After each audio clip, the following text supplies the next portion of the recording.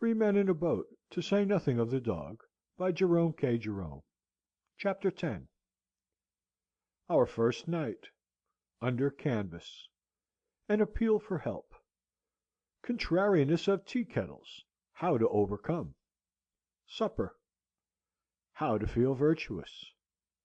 Wanted, a comfortably appointed, well-drained desert island, neighborhood of South Pacific Ocean preferred. Funny thing that happened to George's father. A restless night. Harris and I began to think that Belweir Lock must have been done away with after the same manner. George had towed us up to Staines, and we had taken the boat from there, and it seemed that we were dragging 50 tons after us, and were walking 40 miles.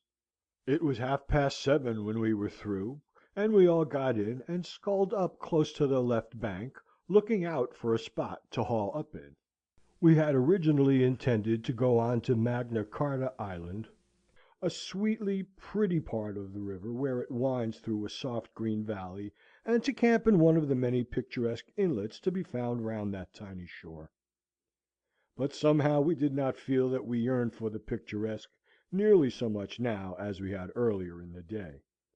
A bit of water between a coal barge and a gas works would have quite satisfied us for that night. We did not want scenery. We wanted to have our supper and go to bed. However, we did pull up to the point, Picnic Point it is called, and dropped into a very pleasant nook under a great elm tree, to the spreading roots of which we fastened the boat. Then we thought we were going to have supper. We had dispensed with tea, so as to save time. But George said no, that we had better get the canvas up first before it got quite dark, and while we could see what we were doing. Then he said all our work would be done, and we could sit down to eat with an easy mind. That canvas wanted more putting up than I think any of us had bargained for. It looked so simple in the abstract. You took 5 iron arches, like gigantic croquet hoops, and fitted them up over the boat, and then stretched the canvas over them and fastened it down. It would take quite 10 minutes, we thought. That was an underestimate. We took up the hoops and began to drop them into the sockets placed for them. You would not imagine this to be dangerous work, but looking back now, the wonder to me is that any of us are alive to tell the tale. They were not hoops, they were demons. First, they would not fit into their sockets at all, and we had to jump on them and kick them and hammer at them with the boat hook. And when they were in, it turned out that they were the wrong hoops for those particular sockets, and they had to come out again. But they would not come out, until 2 of us had gone and struggled with them for 5 minutes, when they would jump up suddenly and try and throw us into the water and drown us. They had hinges in the middle, and when we were not looking they nipped us with these hinges in delicate parts of the body, and while we were wrestling with one side of the hoop, and endeavouring to persuade it to do its duty, the other side would come behind us in a cowardly manner and hit us over the head. We got them fixed at last, and then all that was to be done was to arrange the covering over them. George unrolled it, and fastened one end over the nose of the boat. Harris stood in the middle to take it from George and roll it on to me, and I kept by the stern to receive it. It was a long time coming down to me. George did his part all right, but it was new work to Harris, and he bungled it. How he managed it I do not know, he could not explain himself; but by some mysterious process or other he succeeded, after 10 minutes of superhuman effort, in getting himself completely rolled up in it. He was so firmly wrapped round and tucked in and folded over that he could not get out. He, of course, made frantic struggles for freedom, the birthright of every Englishman, and in doing so, I learned this afterwards, knocked over George; and then George, swearing at Harris, began to struggle too, and got himself entangled and rolled up. I knew nothing about all this at the time. I did not understand the business at all myself. I had been told to stand where I was and wait till the canvas came to me, and Montmorency and I stood there and waited, both as good as gold. We could see the canvas being violently jerked and tossed about pretty considerably, but we supposed this was part of the method, and did not interfere. We also heard much smothered language coming from underneath it, and we guessed that they were finding the job rather troublesome, and concluded that we would wait until things had got a little simpler before we joined in. We waited some time, but matters seemed to get only more and more involved, until at last George's head came wriggling out over the side of the boat and spoke up. It said, "Give us a hand here, can't you cuckoo? Standing there like a stuffed mummy when you see we are both being suffocated, you dummy!"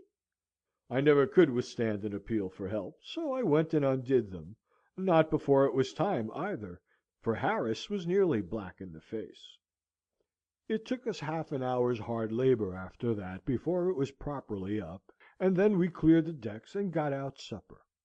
We put the kettle on to boil, up in the nose of the boat, and went down to the stern, and pretended to take no notice of it, but set to work to get the other things out. That is the only way to get a kettle to boil up the river.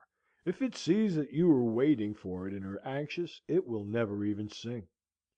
You have to go away and begin your meal as if you were not going to have any tea at all. You must not even look round at it. Then you will soon hear it sputtering away, mad to be made into tea. It is a good plan, too, if you are in a great hurry, to talk very loudly to each other about how you don't need any tea, and are not going to have any. You get near the kettle so that it can overhear you, and then you shout out, "I don't want any tea. Do you, George?" To which George shouts back, "No, no, I don't like tea. We'll have lemonade instead. Tea's so indigestible." Upon which the kettle boils over and puts the stove out.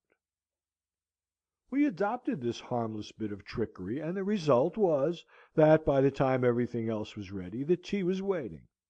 Then we lit the lantern and squatted down to supper. We wanted that supper.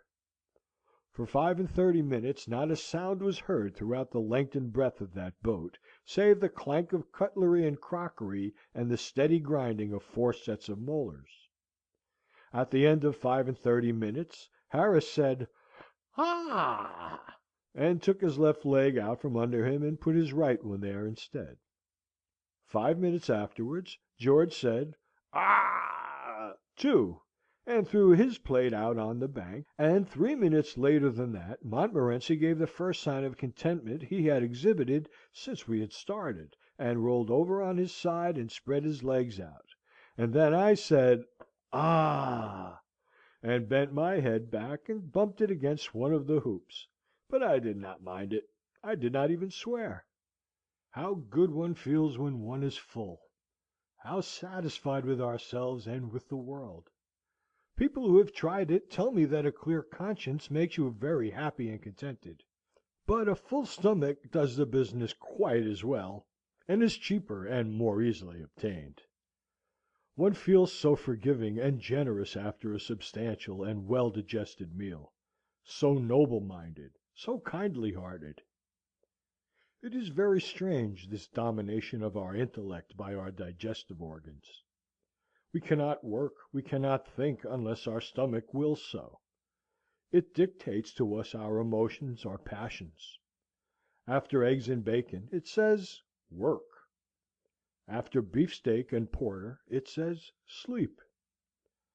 After a cup of tea, 2 spoonsful for each cup, and don't let it stand more than 3 minutes, it says to the brain, "Now rise and show your strength. Be eloquent and deep and tender.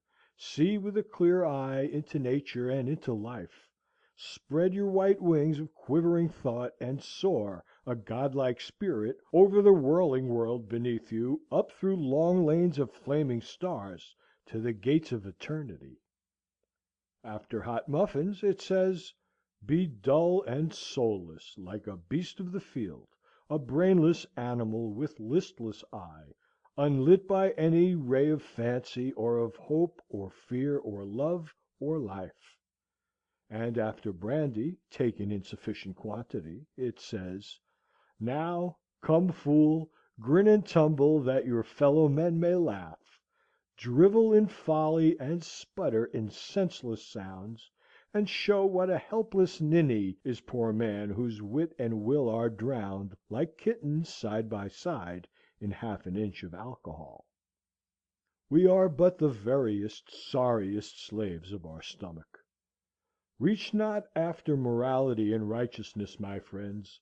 Watch vigilantly your stomach, and diet it with care and judgment. Then virtue and contentment will come and reign within your heart, unsought by any effort of your own, and you will be a good citizen, a loving husband, and a tender father, a noble, pious man. Before our supper, Harris and George and I were quarrelsome and snappy and ill-tempered. After our supper, we sat and beamed on one another, and we beamed upon the dog, too. We loved each other. We loved everybody. Harris, in moving about, trod on George's corn. Had this happened before supper, George would have expressed wishes and desires concerning Harris's fate in this world and the next that would have made a thoughtful man shudder. As it was, he said, "Steady, old man. We're wheat." And Harris, instead of merely observing, in his most unpleasant tones, that a fellow could hardly help treading on some bit of George's foot if he had to move about at all within 10 yards of where George was sitting, suggesting that George never ought to come into an ordinary-sized boat with feet that length, and advising him to hang them over the side, as he would have done before supper, now said, "Oh, I'm sorry, old chap. I hope I haven't hurt you." And George said, "Not at all." That it was his fault, and Harris said no, it was his. It was quite pretty to hear them. We lit our pipes, and sat looking out on the quiet night, and talked. George said, why could not we be always like this, away from the world with its sin and temptation, leading sober, peaceful lives, and doing good? I said it was the sort of thing I had often longed for myself, and we discussed the possibility of our going away, we four, to some handy, well-fitted desert island, and living there in the woods. Harris said that the danger about desert islands, as far as he had heard, was that they were so damp. But George said no, not if properly drained. And then we got on to drains, and that put George in mind of a very funny thing that happened to his father once. He said his father was travelling with another fellow through Wales, and one night they stopped at a little inn where there were some other fellows, and they joined the other fellows and spent the evening with them. They had a very jolly evening, and sat up late, and by the time they came to go to bed, this was when George's father was a very young man, were slightly jolly too. They, George's father and George's father's friend, were to sleep in the same room, but in different beds. They took the candle and went up. The candle lurched up against the wall when they got into the room and went out, and they had to undress and grope into bed in the dark. This they did, but instead of getting into separate beds, as they thought they were doing, they both climbed into the same one without knowing it, one getting in with his head at the top, and the other crawling in from the opposite side of the compass, and lying with his feet on the pillow. There was silence for a moment, and then George's father said, "Joe!" "What's the matter, Tom?" replied Joe's voice from the other end of the bed. "Why, there's a man in my bed," said George's father. "Here's his feet on my pillow." "Well, it's an extraordinary thing, Tom," answered the other, "but I'm blessed if there isn't a man in my bed, too." "What are you going to do?" asked George's father. "Well, I'm going to chuck 'em out," replied Joe. "So am I," said George's father valiantly. There was a brief struggle, followed by 2 heavy bumps on the floor, and then a rather doleful voice said, "I say, Tom." "Yes." "How have you got on?" "Well, to tell you the truth, my man's chucked me out." "So's mine. I say, I don't think much of this inn. Do you?" "What was the name of that inn?" said Harris. "The Pig and Whistle," said George. "Why?" "Oh, no, then it isn't the same," replied Harris. "What do you mean?" queried George. "Why, it's so curious," murmured Harris, "but precisely that very same thing happened to my father once at a country inn. I've often heard him tell the tale. I thought it might have been the same inn." We turned in at 10 that night, and I thought I should sleep well, being tired. But I didn't. As a rule, I undress and put my head on the pillow, and then somebody bangs at the door and says it is 8:30. But tonight everything seemed against me. The novelty of it all, the hardness of the boat, the cramped position (I was lying with my feet under one seat and my head on another), the sound of the lapping water round the boat, and the wind among the branches kept me restless and disturbed. I did get to sleep for a few hours, and then some part of the boat which seemed to have grown up in the night, for it certainly was not there when we started, and it had disappeared by the morning, kept digging into my spine. I slept through it for a while, dreaming that I had swallowed a sovereign, and that they were cutting a hole in my back with a gimlet so as to try and get it out. I thought it very unkind of them, and I told them I would owe them the money, and they should have it at the end of the month. But they would not hear of that, and said it would be much better if they had it then, because otherwise the interest would accumulate so. I got quite cross with them after a bit, and told them what I thought of them, and then they gave the gimlet such an excruciating wrench that I woke up. The boat seemed stuffy, and my head ached, so I thought I would step out into the cool night air. I slipped on what clothes I could find about, some of my own and some of George's and Harris's, and crept under the canvas on to the bank. It was a glorious night. The moon had sunk and left the quiet earth alone with the stars. It seemed as if in the silence and the hush, while we, her children, slept, they were talking with her, their sister, conversing of mighty mysteries in voices too vast and deep for childish human ears to catch the sound. They awe us, these strange stars, so cold, so clear. We are as children whose small feet have strayed into some dim lit temple of the God they have been taught to worship but know not, and standing where the echoing dome spans the long vista of the shadowy light, glance up, half hoping, half afraid, to see some awful vision hovering there. And yet it seems so full of comfort and of strength, the night. In its great presence our small sorrows creep away ashamed. The day has been so full of fret and care, and our hearts have been so full of evil and of bitter thoughts, and the world has seemed so hard and wrong to us. Then night, like some great loving mother, gently lays her hand upon our fevered head, and turns our little tear-stained faces up to hers, and smiles. And though she does not speak, we know what she would say, and lay our hot flushed cheek against her bosom, and the pain is gone. Sometimes our pain is very deep and real, and we stand before her very silent, because there is no language for our pain, only a moan. Night's heart is full of pity for us. She cannot ease our aching.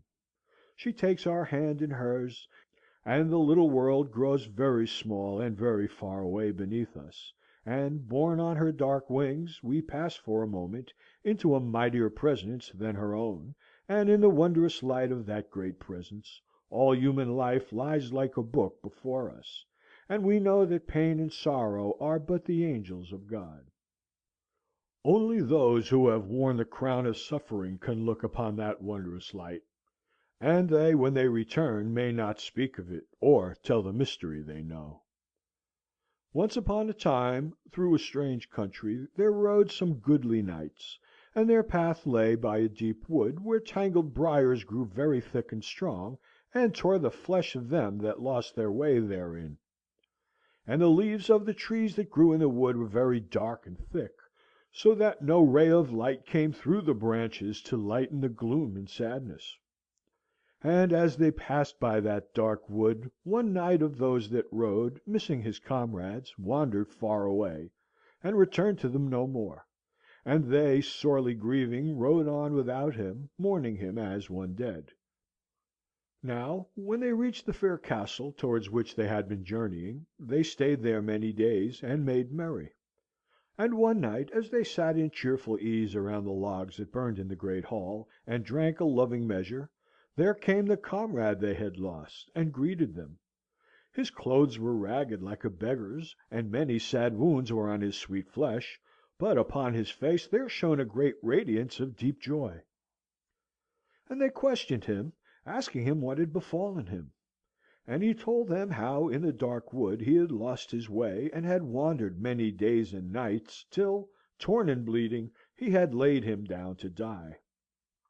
Then, when he was nigh unto death, lo, through the savage gloom there came to him a stately maiden, and took him by the hand, and led him on through devious paths unknown to any man, until upon the darkness of the wood there dawned a light such as the light of day was unto but as a little lamp unto the sun; and in that wondrous light our wayworn knight saw, as in a dream, a vision, and so glorious, so fair the vision seemed, that of his bleeding wounds he thought no more, but stood as one entranced, whose joy is deep as is the sea, whereof no man can tell the depth. And the vision faded, and the knight, kneeling upon the ground, thanked the good saint who into that sad wood had strayed his steps, so he had seen the vision that lay there hid. And the name of the dark forest was Sorrow, but of the vision that the good knight saw therein we may not speak nor tell. End of Chapter 10.